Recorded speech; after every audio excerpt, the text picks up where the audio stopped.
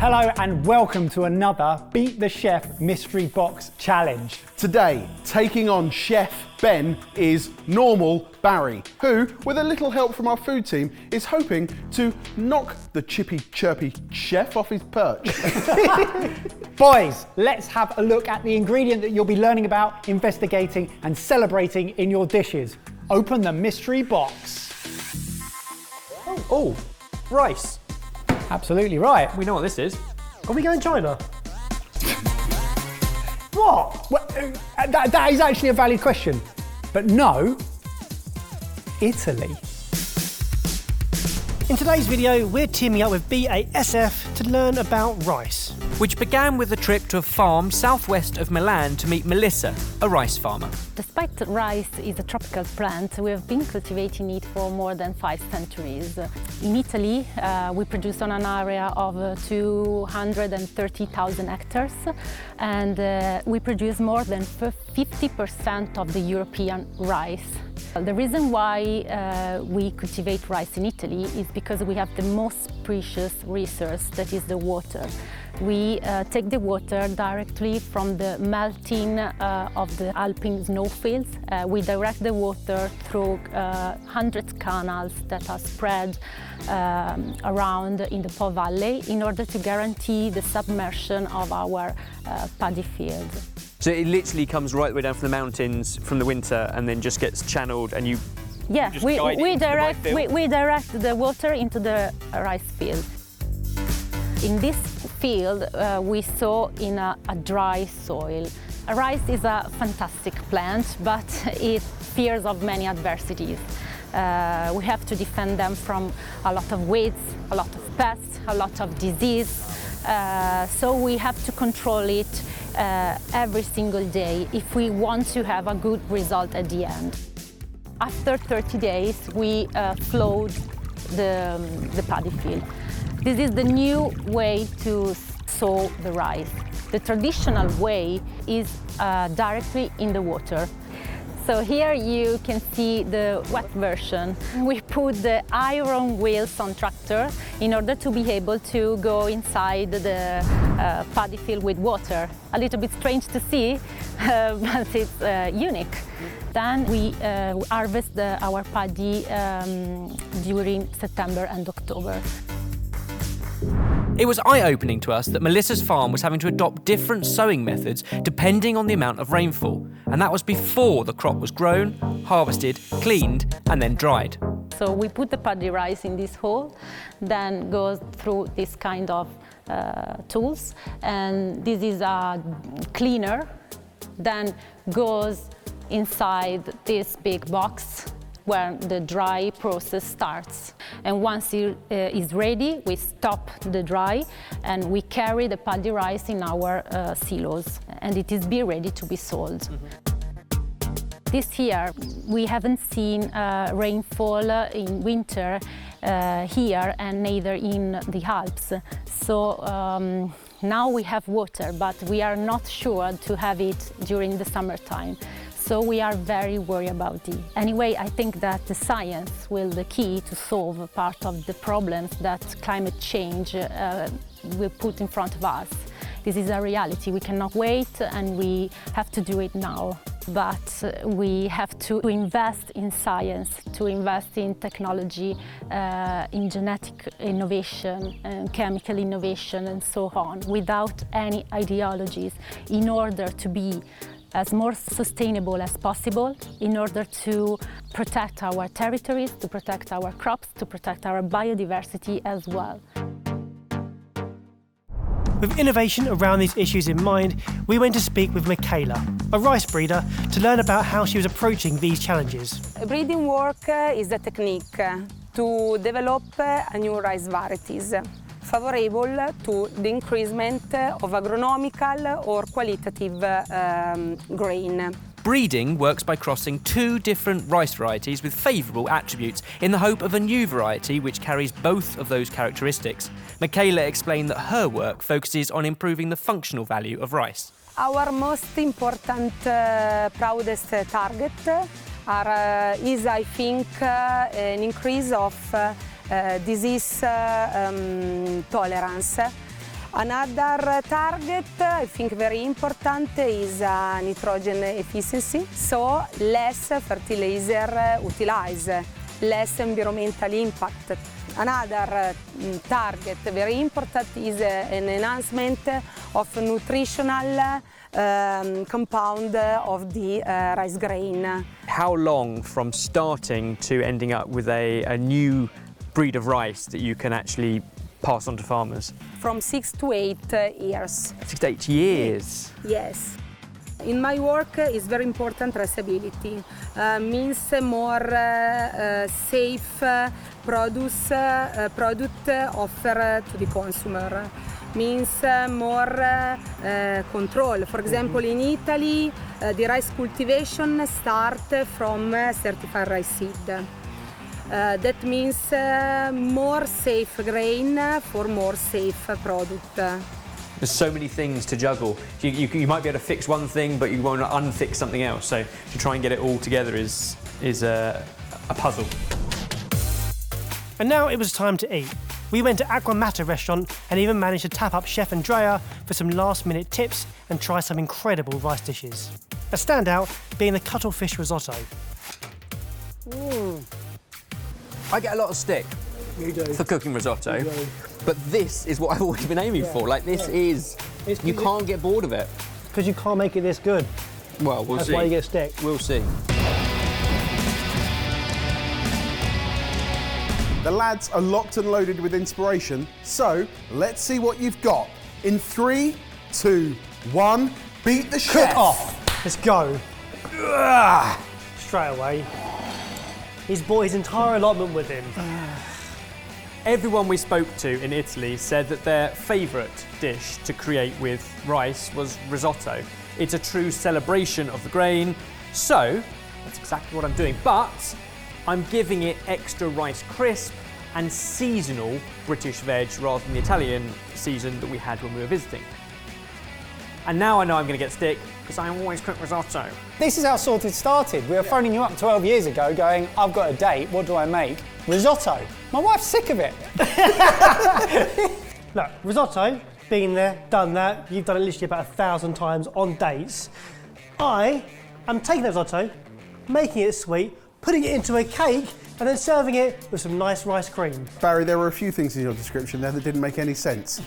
Torta di riso. Basically, it's a rice cake, sultanas, cinnamon. It's absolutely delicious. We had it at an amazing restaurant, and I'll try my best to recreate it now. Nice rice cream, that's an experiment. What I find interesting about Barry is that his confidence is coming from, we've had something like this before at a really good restaurant, and I'm going to recreate it. Now, that level of ego is just impossible to find these days. You're born with it. First step for mine is to shell some broad beans, some peas, and then to snap off the woody ends from asparagus, all of which are going to be blanched and then refreshed in ice water. So they're cooked, but still vibrant green. The rice I'm going for is, well, it was given to us by Michaela. We're going for a short grain rounder rice with a higher starch content. Therefore, my pudding should be silky, smooth and glorious. Some cream, some milk, sugar, lemon, vanilla paste, and then risotto rice. What's great about this is because I actually went on the trip and was holding one of the cameras. So I can act as a BS filter throughout the entire video. Oh no, that's dangerous. On top of blanching the broad beans, the peas and the asparagus stalks that have been cut up, I'm then going to blanch chervil, oregano, watercress and spinach. All of it, again, chilled down in ice water, squeezed of excess water, and then we'll have our green veg done. Now you can just blend these green herbs and leaves up, but the mixture tends to separate. By cooking them and blanching them, you get a much smoother puree, especially when you add in the bulk of the other legumes too. Just checking, you can see the colour green, can't you? Oh, actually no. Ebbers' dish is going to be invisible to you. So loads of our blanched and refreshed veg, plus mascarpone, olive oil, salt and pepper.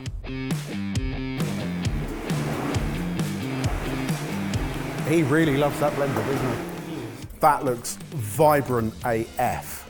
After 40 minutes of cooking and then cooling down, the rice is now cooked. It's gotten really starchy, silky, and I'm honest, I could just stop there. I've now split my rice pudding, and with one half, I'm making the cake.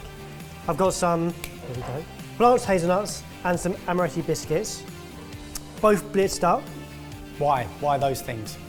It's traditional. The hazelnuts are from the region, amaretti biscuits because, well, Italian He went, deliciousness. Italian. Oh, come off it. Amaretti. Oh, come off it. Fair. 3 egg yolks, 2 eggs, and then I've got some amaretto-soaked raisins as well that are going in there as well. This sounds unlike any cake that I've ever heard of before. I've got a cramp in my hand.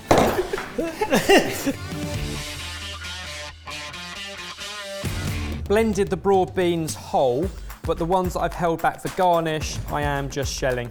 And once they're cooked, much easier to do. Nip off the top and squeeze from the bottom.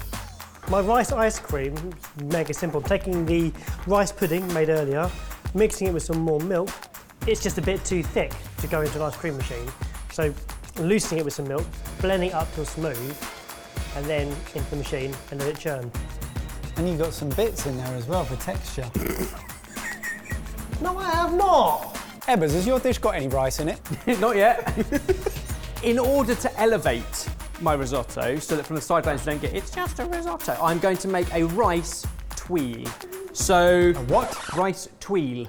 Tuile? Tuile. Tuile. Why are you saying it like that? Tuille. A tuile. Tuile. A short grain rice cooked in water for about half an hour, so it is overcooked, and then I'm going to blend it into a paste with some of the water, and then spread that paste over a cling film plate and microwave it till it's cooked, at which point I'm going to peel it off and fry it into a rice tuile.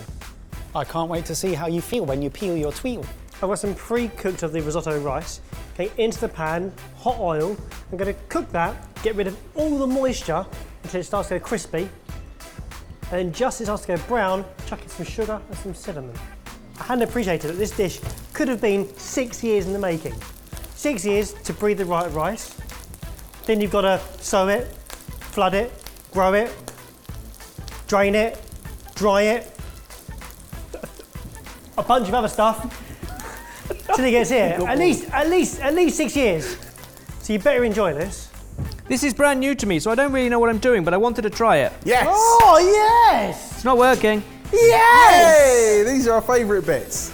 Less is more. This is a celebration of the rice. So, olive oil and butter combined, sweat off the onion and garlic with a little bit of salt until they're really soft, translucent, sweet. So it's going to take a good sort of 10 minutes. Keep a lid on for that. Then the rice goes in. Stir it, cook it, so you're toasting in the fat so it goes nice and translucent. You should almost be able to smell the taste of the rice, the fragrancy of the rice. Then splash in white wine. Keep it regional. Then, once that's reduced down, stock in a little bit at a time. And this is a chicken stock that I've got bubbling away, but it's also had the trimmings from the herbs, the asparagus tips. So we're always adding in flavour until the rice grains are just al dente. I'm going to make this quite a dry, quite a stiff risotto, because then right at the end I'm going to stir in my puree. So you're adding that green liquid in at the end along with parmesan. So do you think you picked up some tips for risotto making whilst you were there? We didn't see it being made, but we ate it. I think the tips I would say is whatever flavour risotto you're going with, go seasonal, but also the right rice grain. And this was Melissa's favourite, Violone Nano. I've never cooked with this particular grain. How does it differ?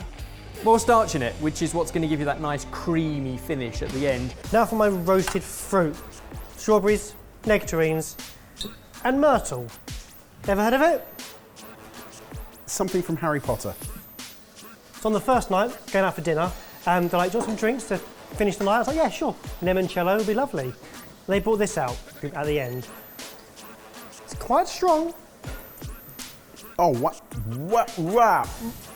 So it tastes fruity, like it looks, Yeah, but it's got almost like a warmth from almost like a peppery, almost aniseedy. yeah. I apologise for the way Barry served it, because they said it should always be served ice cold, which is the way, in the Sardinian restaurant we were in, it's the way they served it. So you've covered your fruits in myrtle.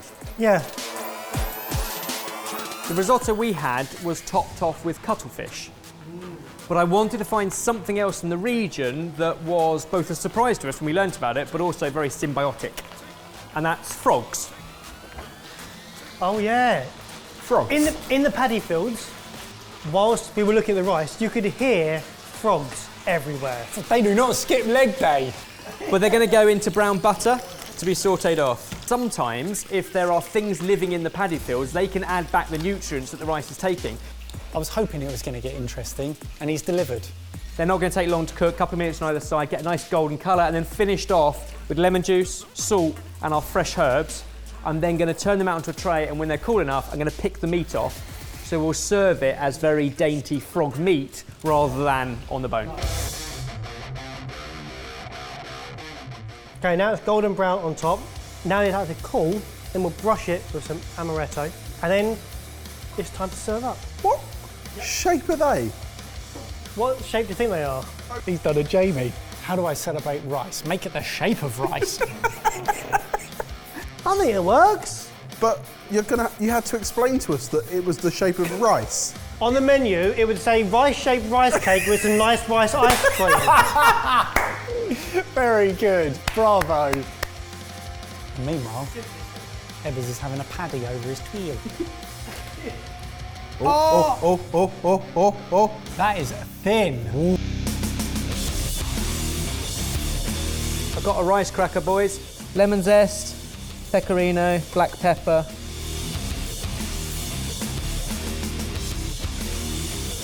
One minute to go. 30 seconds remaining. Jamie, that is green. 10, 9, 8, No. 7, Spinach. 6, 5, 4, 3, I'm myrtled everywhere. 2, 1. Step away from the plates. Good job. A celebration of rice.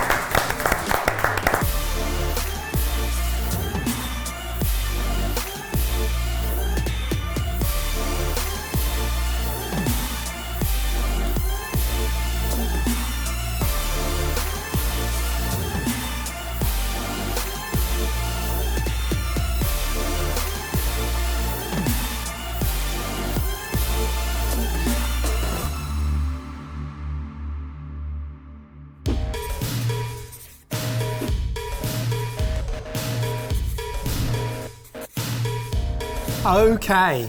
2 stunning plates, boys. Stunningly smelling plates. Yeah. Should we start? Let's go savoury first. Go in for risotto, get some frog, come back for cracker. Let me eat the way I want to eat it. Cheers. Oh no. That frog is excellent. I don't understand why you're single though. You must have a shocking personality because your risotto is incredible. It's the The greens within that puree really come through so nice. I mean this in the best possible way, but they taste vibrant and they taste earthy and really fresh and full of flavour. You get more texture from the toppings, plus you get the squeeze of a tomato and the crunch of some asparagus. With the parmesan and lemon zest. It's delicious, mate. That's rice. It's the first time I've cooked with that particular rice grain, and I feel it is both very forgiving, but also, if you can get it just right, those individual grains bite through and hold their shape. Like it is a better rice grain than perhaps the arborio or other grains that I've been using before for risotto. Good luck. Yeah. Dig in and tell me how nice it is. Cheers. Cheers. Wow, that is delicious. I haven't had anything like that before, ever. No, that's so creamy. Even though I had a piece of nectarine, the flavour that it carried of the strawberries that have kind of melted down with that myrtle syrup. The outtake of this video is you're using seasonal fresh stuff and the best rice grain. And all of those things are the best thing on the plate. I was really chuffed with the way mine came out. And then I saw how Barry presented his and I was like, I've got this in the bag. And then you taste it, and that is phenomenal. Do you want to go and confer by the sink that's not a sink? Yeah, let's do that. Good. Well done. Yeah? Yeah. Yeah? Yeah. Okay. We're going to cut straight to the chase. Our winner is Whoa, okay, wow. Ben Eberl. I'm afraid you did not beat the chef. That tastes fantastic and super creative, and there's elements there that I've never tried before, but Every element on that plate or in that bowl was that just had to be standout. 100% to win, and it was 100%, and you can't really argue with it. We know who our winner was, but do you agree? Comment down below, let us know. And we'd also love to hear what your thoughts, opinions and questions might be around these dishes, but also rice production in general. And a big thanks to BASF for enabling all of this. And if you'd like to see more from Melissa and Michaela, then check out our extended extras video in the link down below. And whilst you're down there, comment on any... Don't I say don't know that. why that always sounds weird. You make it sound weird. No, you make it sound weird. Everyone thinks it sounds weird.